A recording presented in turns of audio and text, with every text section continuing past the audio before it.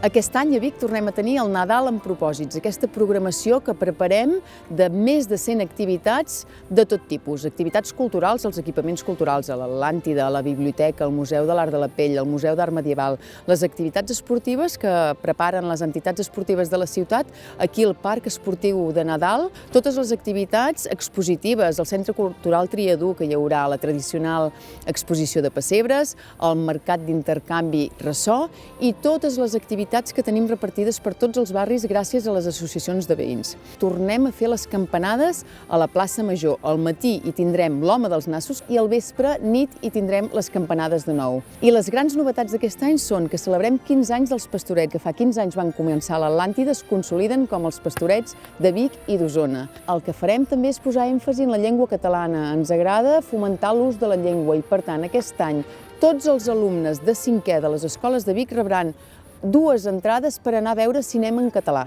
Amb tota aquesta programació, doncs, us esperem al Nadal amb propòsits de Vic.